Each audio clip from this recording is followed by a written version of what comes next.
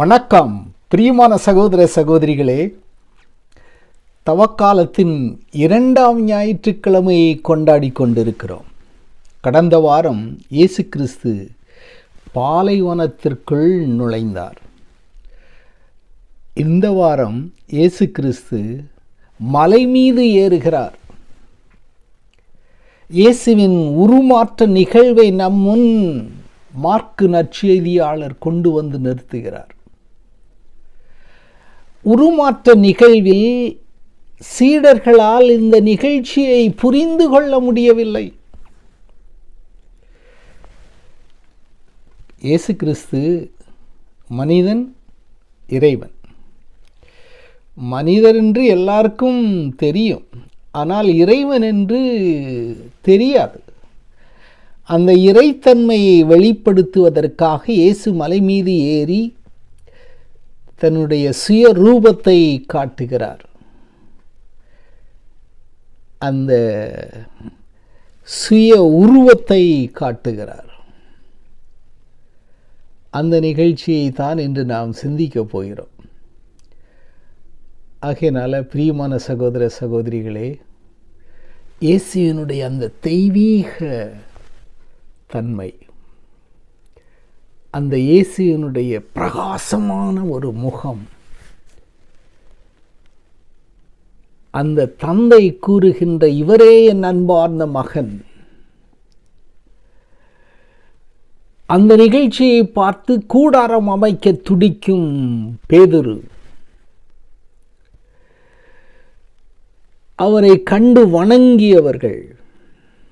இயேசு கிறிஸ்து பிறகு போதும், நம்ம எல்லாரும் மறுபடியும் போவோன்ட்டு மலையை விட்டு இறங்கிய நிகழ்ச்சி. முதல் வாசகத்தில் ஒரு மலை மீது ஆபிரகாம் தன்னுடைய ஒரே மகனை பலியாக்க துடித்து கொண்டிருக்கிறார். அந்த மலை மீது அவருடைய விசுவாசத்தை கண்டு ஆண்டவர் அந்த பலியை நிறுத்தி ஆட்டுக்குட்டியை பலியிட சொல்கிறார். அந்த நிகழ்ச்சி ஆபிரகாமை முற்றிலுமாக மாற்றியது. இந்த பேதுரு, யோவான், யாக்கோப்பு, இந்த 3 பேரும் இயேசு கிறிஸ்துவினுடைய அந்த மறுரூப நிகழ்ச்சியை பார்த்த பிறகு அவர்களுடைய வாழ்க்கை தலைகீழாக மாறியது. பிரியமான சகோதர சகோதரிகளே, இந்த மறுரூபமான நிகழ்ச்சி ஹெர்மன் மலை மீது நடக்கிறது. அது கலிலேயாவில் உள்ள வடக்கு பகுதியில் செசாரியா பிலிப்பாய் பக்கத்தில் இருக்கிறது. இந்த மலை 9200 அடி உயரத்தை கொண்டது. இங்கே தான் அவர் உருமாறி இருக்கிறலாம் என்று சொல்கிறார்கள். ஆனால் சங்கீதம் 89:12 படி தாபோர் மலையில் அவர் உருமாறியதாக சொல்லப்படுகிறது. அந்த தாபோர் மலை 1000 அடி உயரம்தான் இருக்கும். அதுலேயும் ரோமையர்கள் அவர்களுக்கென்று ஒரு கோட்டையை கட்டியிருக்கிறார்கள் அந்த மலை மீது. அந்த மலை மீது தனிமை, ஜெபம், உருமாற்றம் இதெல்லாம் நடக்கணும் அப்படின்னா அது யோசிக்கிறதுக்கு கொஞ்சம் கஷ்டமாக இருக்கும். ஆகையினால இந்த மவுண்ட் ஹெர்மான் அங்கே தான் நடந்திருக்கலாம் அப்படின்னு சொல்லிட்டு நிறைய பேர் சிந்திக்கிறார்கள். அந்த மலை மீது ஜெபித்து கொண்டிருக்கின்ற பொழுது இயேசு உருமாறுகிறார். அவருடைய முகம் பிரகாசிக்கிறது.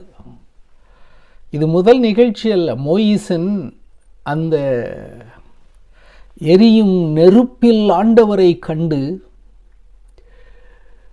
பிறகு இந்த இஸ்ராயல் மக்களை பாலைநிலத்தில் இட்டு செல்கின்ற பொழுது மலை மீது ஏறி, சீனாய் மலை மீது ஏறி 40 இரவு 40 பகல் ஆண்டவரோடு இருந்து விட்டு இறங்குகின்ற பொழுது அவருடைய முகமெல்லாம் பிரகாசித்தது என்று சொல்லப்பட்டிருக்கிறது. பவுலடிகளார் 2வது குருந்தியருக்கு எழுதிய 3:7 சொல்கிறாரு, அந்த இஸ்ராயல் மக்கள் மோயிசனுடைய முகத்தை பார்க்க முடியாத அளவுக்கு அவருடைய முகம் பிரகாசித்தது என்று. இன்னொருத்தர் இருக்கார், எலியா இறைவாக்கினர். அவர் ஹோரப் மலை மீது ஏறுகிறார். அங்கு கடவுளுடைய பிரசன்னம் அமைதியான ஒரு மெல்லிய பூங்காற்றில் வருகின்ற பொழுது அவர் தன்னுடைய முகத்தை எல்லாம் மூடிக்கொள்கிறார். இந்த இருவரும் மோயிசன் சட்டத்திற்கு அடையாளமாக இருக்கிறார், எலியா இறைவாக்கினர்களுக்கு அடையாளமாக இருக்கிறார். இந்த சட்டத்தையும் இறைவாக்கையும் ஒன்றாக மொத்த உருவமாக கொண்டவர் தான் இயேசு கிறிஸ்து. அப்போ அவருடைய முகம் எவ்வளவு பிரகாசமாக இருந்திருக்கும்.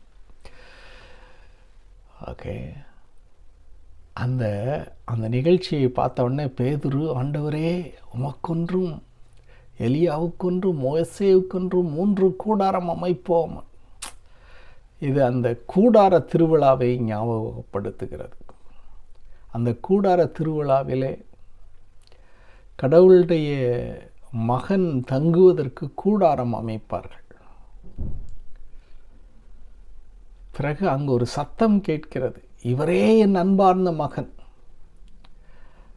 அதுலேயும் மேகங்களின் நடுவே அந்த சத்தம் வருகிறது. பழைய ஏற்பாட்டில் அந்த மேகங்களின் நடுவில் தான் கடவுள் மோசேயோடு பேசுகிறார். அந்த அந்த மேக தூண் இறைவனுடைய பிரசன்னம். அந்த அந்த பழைய ஏற்பாட்டு உடன்படிக்கை பேழையின் மீது அந்த மேக தம்பம் பிரசன்னம் இறங்கியது என்று சொல்லப்பட்டிருக்கிறது. பிறகு பிரியமான சகோதர சகோதரிகளே, இந்த மேக தம்பம் அங்கே இருக்கிறது. அந்த திருமுழுக்கின் போது கேட்ட அதே வார்த்தை, இவரே என் அன்பார்ந்த மகன், இவருக்கு செவிசாயுங்கள் என்று சேர்த்து சொல்லப்பட்டிருக்கிறது. பிரியமான சகோதர சகோதரிகளே, இந்த மறு உருவானதினுடைய சிறப்பு என்ன? இயேசு கிறிஸ்து தன்னுடைய சுயத்தை காட்டுகிறார்.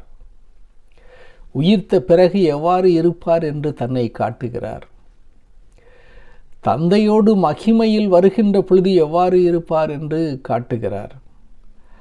அவ்வாறு காட்டுகின்ற அந்த இயேசு கிறிஸ்து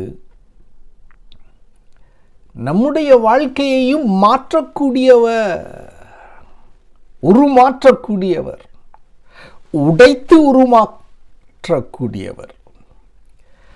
இதைத்தான் திருமுழுக்கில் இந்த உருமாற்றம் நடைபெறுகிறது.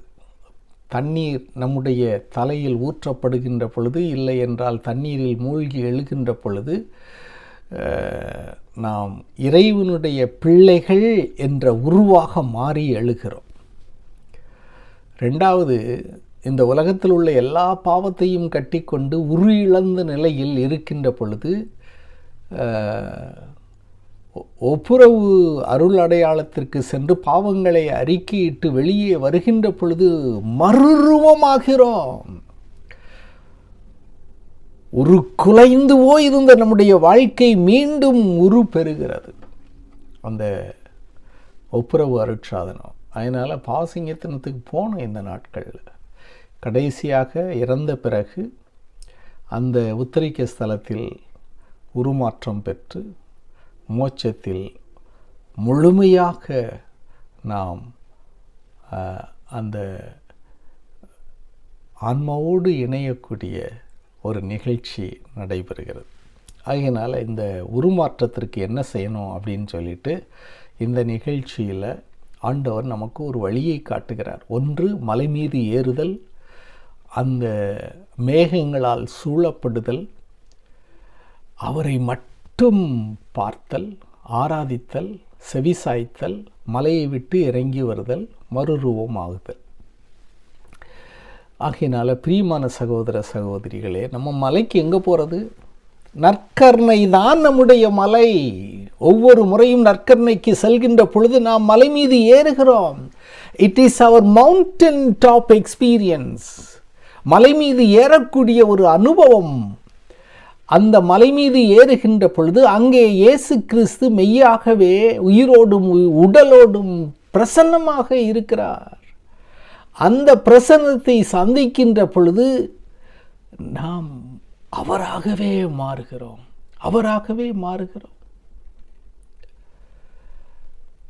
பிரியமான சகோதர சகோதரிகளே, இந்த